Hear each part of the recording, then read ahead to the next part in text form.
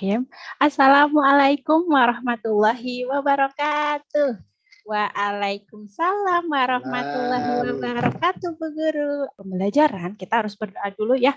Oke, Bu Guru akan meminta tolong Mas Haidar ya. Mas Haidar bantu Bu Guru untuk membantu teman-temannya untuk berdoa bersama. Siap, Bu Guru. Terima kasih Mas Haidar. Anak hebat, anak pintar. Nah, oke, sekarang ya anak-anak semuanya sudah siap belajar? Siap Bu Guru. Nah, untuk kalau sudah siap semuanya duduk ya, duduk yang tenang dan memperhatikan untuk menanamkan jiwa nasionalisme. Apalagi ini lagunya Halo Halo Bandung ya. Kita untuk mengingat pahlawan yang telah memperjuangkan kemerdekaan negara Indonesia. Siap semuanya anak-anak? Anak-anak, apa yang telah kita pelajari pada pertemuan sebelumnya ya? Iya, kemarin kita telah belajar tentang apa? Hidup rukun. Iya, Bu Guru. Kegiatan pembelajaran pada hari ini yaitu tema 2, bermain di lingkunganku, kemudian subtema 2, bermain di rumah teman, pembelajaran ke-1. Nah, apa sih anak-anak tujuan pembelajaran pada hari ini ya? Nanti anak-anak bisa menjelaskan kosakata yang berkaitan keragaman bentuk benda. Lihat ada apa? Bentuk benda apa aja ya? Macam bendanya. Oh, saya melihat ada papan tulis Bu Guru. Ini kita akan belajar kosakata bentuk benda datarnya. 3 lingkaran atau bulat dan oval. Siap? Siap Bu Guru. Persegi. Benda apa saja yang menyerupai persegi? Buku. Papan cat. Bentuk benda apa saja ya yang kalian temukan dalam video tersebut? Jadi anak-anak sudah paham ya bahwa ada macam-macam bentuk benda datar yang ternyata biasa kita manfaatkan dalam kehidupan sehari-hari. Nanti kalian berkumpul dengan kelompoknya, kemudian apa sayang mengerjakan LKPD. Macam bentuk bendanya adalah perahu kertas. Nah, perahu kertas ini akan kita jumlahkan dan diubah menjadi perkalian 2 bilangan. Nah, tinggal kita masukkan saja, kita lihat, kita bisa tulis dalam bentuk perkaliannya yaitu 3. Kenapa 3? Karena pengalinya adalah ini ya, kotakannya ada 3 dikali bilangannya. Kita akan menggunakan benda-benda ini untuk menghitung apakah betul perkalian itu merupakan penjumlahan yang berulang. Ini khusus bilangan cacah ya sayang. Nah, kita lihat dulu. Soal nomor 1, 3 dikali 5. Berarti kita harus menyiapkan gelasnya berapa ya? 3 Bu Guru. Iya, betul. Kita siapkan dulu 3. Kemudian tiap gelas kita isi berapa ya anak-anak? 5 Bu Guru. Iya, betul. Kita 11, 12, 13, 14, 15. Jangan lupa mengerjakan LKPD-nya dengan percobaan tadi ya. Kemudian yang kedua, anak-anak tinggal mengisi ini. Kolom-kolomnya sesuai apa? Macam bentuk bendanya di sini. Bendanya apa? Bunyi senjata. Dor, dor, dor, dor. Bunyi meriam, bum, bum, bum, hore. Kita mempresentasikan. Siap anak-anak untuk mempresentasikan? Oke, kelompok 1 dulu yuk. Kelompok kupu-kupu. Mbak Ninda, halo Mbak Ninda. Siap Bu Guru, silahkan presentasikan. Iya Bu Guru, tadinya anak-anak akan mengerjakan soal evaluasi yang telah Bu Guru berikan. Nanti anak-anak kerjakan semuanya ya. Siap? Siap Bu Guru. Kita sudah belajar apa hari ini?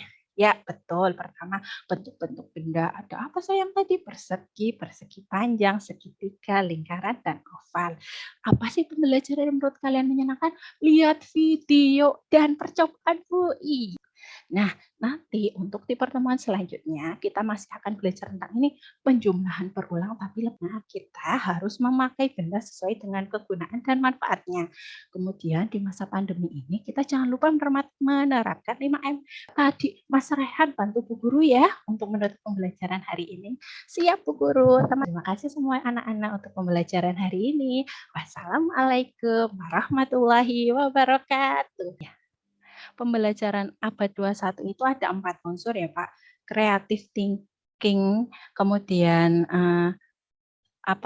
kolaborasi, komunikasi, dan kreatif. Yang pertama itu mereka itu creative thinking-nya itu apa? Ketika guru memberikan, tadi contohnya saya video, siswa di situ sudah mulai menganalisis, jadi mereka mulai berpikir kritis. Kemudian kolaborasinya apa? Di situ saya kan membuat siswa dalam kelompok ya Pak. Nah itu siswa sudah bekerja sama, berarti sudah melakukan kolaborasi.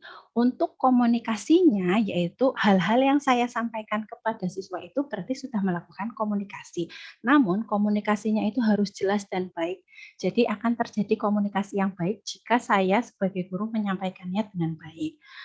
Untuk kreatifnya, mungkin dari segi gurunya itu berarti sudah memberikan pembelajaran, contohnya dengan media pembelajaran yang baik seperti memberikan video atau PPT seperti tadi, uji coba, permainan menurut saya itu sudah kreatif. Seperti itu, Bapak.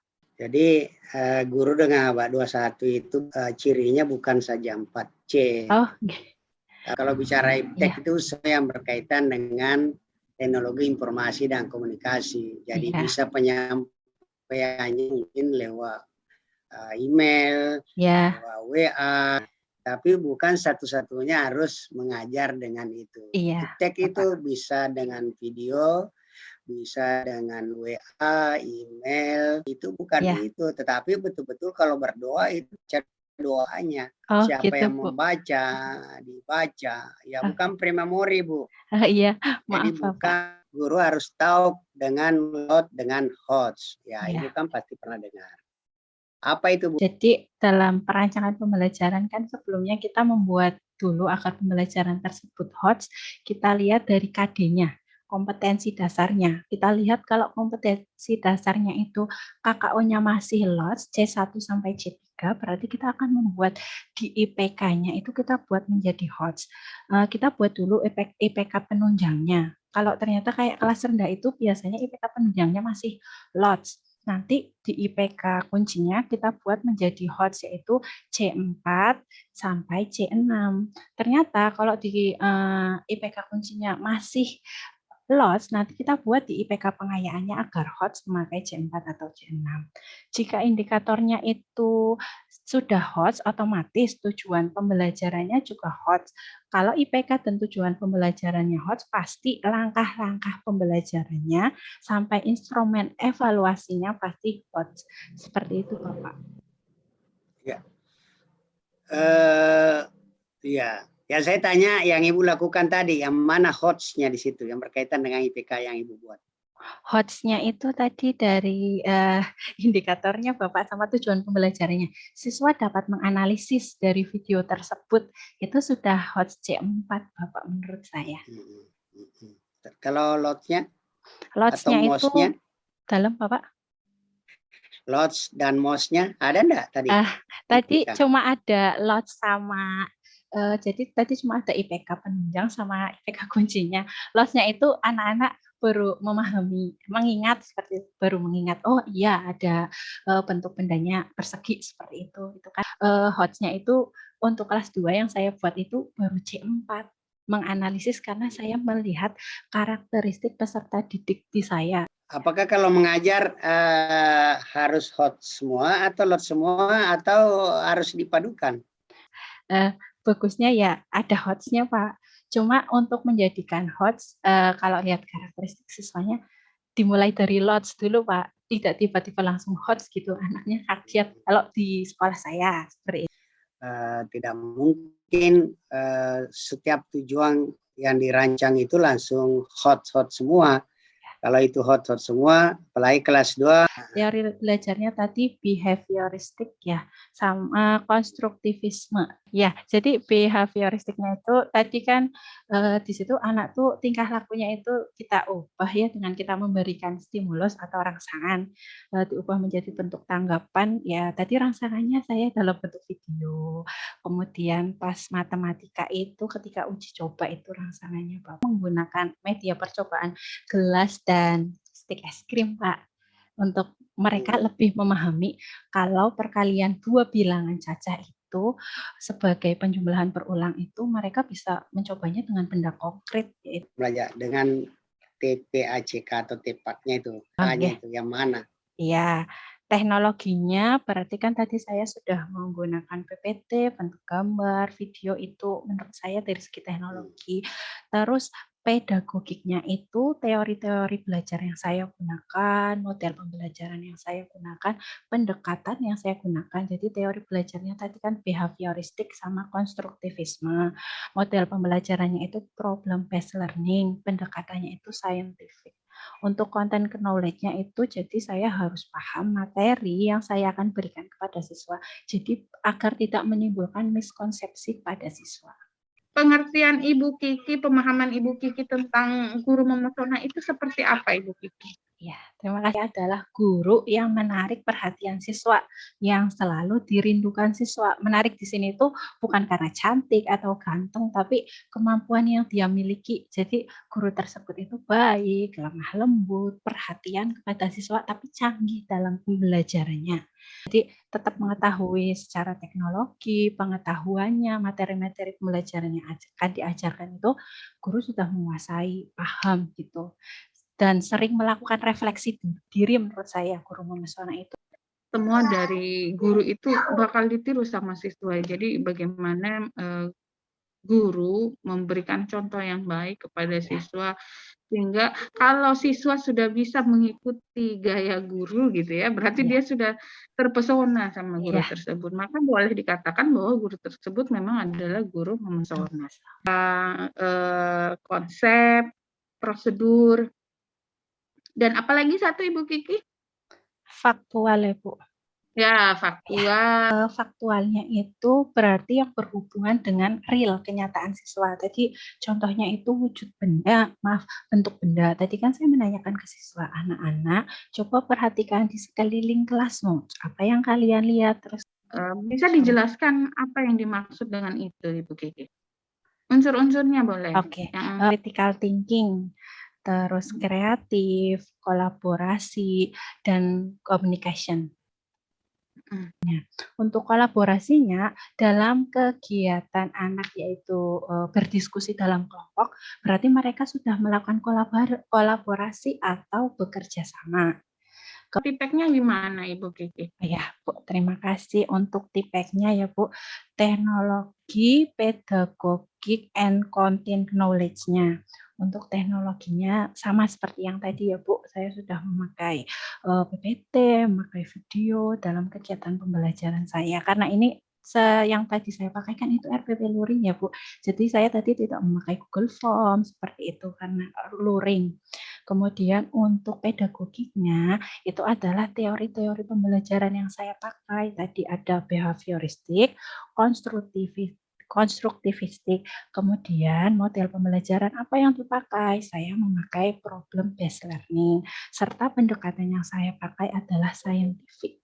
Dan media pembelajaran yang saya pakai itu tadi salah satunya ini Bu, uji coba.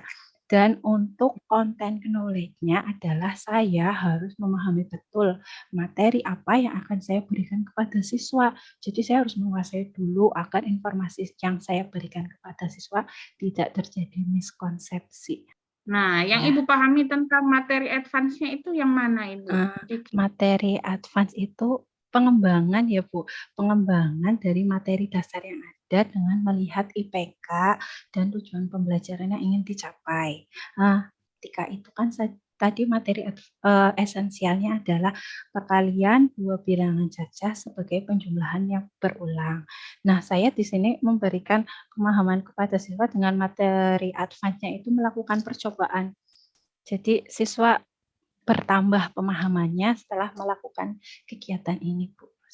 Tentang HOTS, Higher Order Thinking Skill. Oke. Apakah Higher Order Thinking Skill ini hanya perlu ada di bagian evaluasi saja, atau apakah perlu dimasukkan ke perangkat pembelajaran yang lain, Ibu Kiki? Jika indikatornya sudah HOTS, otomatis tujuan pembelajaran yang ingin kita capai itu sudah HOTS. Pasti dalam langkah-langkahnya juga akan HOTS, apalagi kita menggunakan model pembelajaran problem based learning. Pendekatannya scientific, di situ jelas di dalamnya itu langkah-langkah kegiatannya itu sudah HOTS, otomatis dievaluasinya juga HOTS. Terus di bagian depan itu biasa ada paragraf yang panjang, terus ada menyajikan tabel data dan lain sebagainya. Itu termasuk apa Ibu? Disebutkan saya Ibu contoh soal HOTS itu bagaimana? Ibu pergi ke pasar, lalu Ibu pulang membawa 2 buah kantong belanja. Setiap kantong belanja berisi 5 buah jeruk. Nah, berapa jumlah keseluruhan buah jeruk yang dibawa Ibu? Seperti itu. Saya rasa sudah cukup Ibu Terima Vicky ya. kasih Ibu, terima kasih sekali. Ya, Mohon maaf